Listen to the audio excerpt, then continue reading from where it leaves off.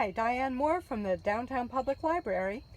I think last time I did a video, or at least I meant to, I had seeded these little Tom Thumbs in just an old container with some holes poked in it, old mushroom containers, whatever you have around the house. And that's actually part of an old blind, a trick I learned from the Hamilton County Master Gardeners. So you don't forget what you have, like I did last time with some of my cauliflowers.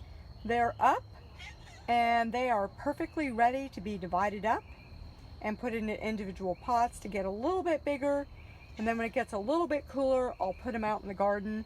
Now you don't have to wait to seed other things, but some of the things I have, and I'm trying not to trip over Ginger Cat. He apparently has not been given kitty treats. And walk past the dirt, 2 different projects here going on. And I'm going to turn right around here and take you over to the carnage of pulling up the tomatoes.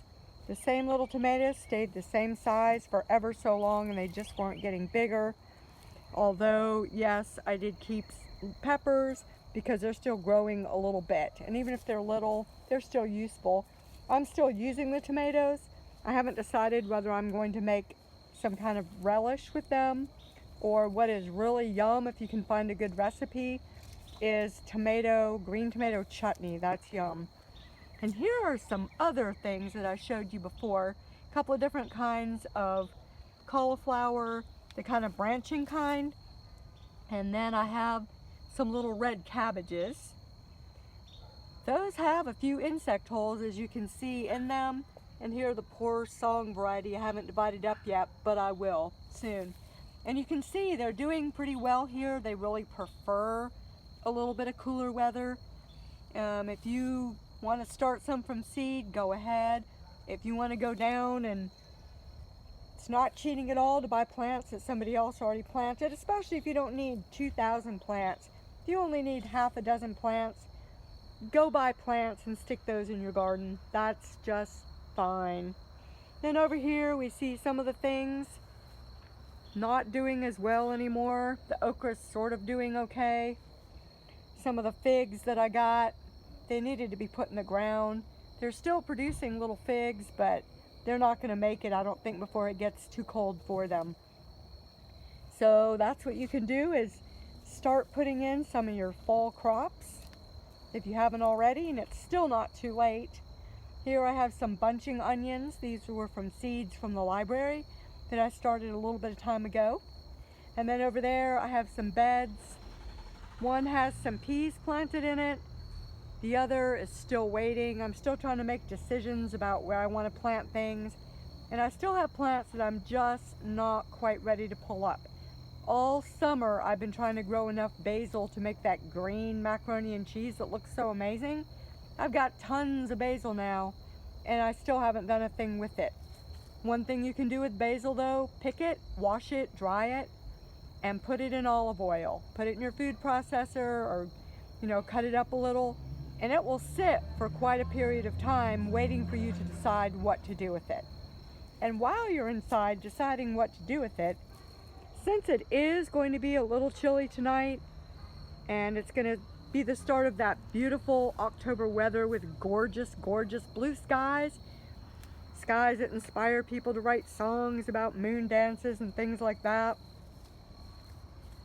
But it's going to get chilly sometimes at night. So now you still need to think about your garden, and there's plenty of things that you can grow.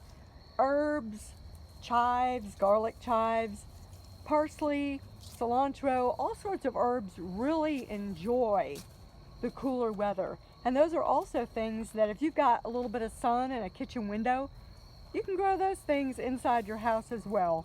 If you want to, you can get a grow light. Now I'm walking past the mess of my front flower garden. I still have not had the heart to clean up too much, and I'll be honest, I will leave. There are still, things that are flowering, and I still want to leave them so the hummingbirds that we've seen around and the butterflies still have something to eat. Good excuse for not doing cleanup chores. The elephant ears are fabulous right now. I hope they survive the 44 degrees of tonight. And then while we're thinking about that, it is time to start thinking about bringing your plants inside. I know, that's kind of, woo, a dark and scary place. It's getting a little bit dark out here, but I've got ferns. I have this pass-along plant. I have sansevieras down here, several different kinds, more ferns. Some of these things you can tell are just, they're already not really growing anymore. They're ready to come inside and have some warmer weather.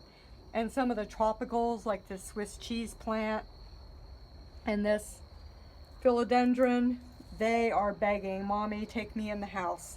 Begonias like the cooler weather a little bit more, might get a little unhappy if it gets too cold. Now, when you start taking your plants in, remember, the plants that I'm showing you right now, and it's kind of shady out here, these are plants that enjoy indirect bright light or a little bit of shade, sun in the morning, but not so much in the afternoon.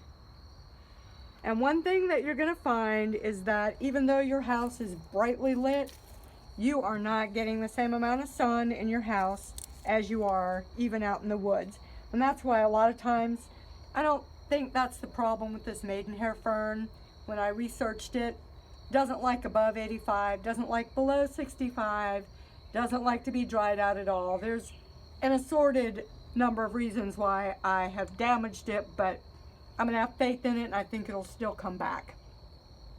But a lot of these ferns that are super happy out here on a shady porch or at the side of your house that gets the shade, they are not going to be happy in a really dark place in your house. Save that for the low light plants, the cast iron, the peace lily, the various sansevieras. Let them have the dark places. Give the ferns a little bit of light, because what you consider bright in your house is not. It's more like this. It's like a dark dungeon for the plants. So make sure they're not getting bright direct sunlight. That'll fry them, like this little guy right over here. But make sure that they do get enough light. And a lot of plants, they don't grow as much. They're a little bit dormant in the winter anyhow, so they're not going to be doing a lot of growth. You're going to fertilize lightly. Some things aren't going to like fertilizer at all, but they're not going to grow much. They're going to be waiting until spring. Something I want to talk about too is when you take your plants in, you're going to find surprises. This is a chrysalis that was on the back of a board. And when you go to take your plants in, depending on what other plants you have inside, you might want to consider quarantining them for a day or so, maybe a few days. Just check them over carefully for insects, any kind of insects that might damage your other plants inside. You might want to take them in the shower and just give them a gentle hose off to get any insects that you don't want on your house plants in your house. Now, some of these plants can handle a little bit more cool. I say Google them.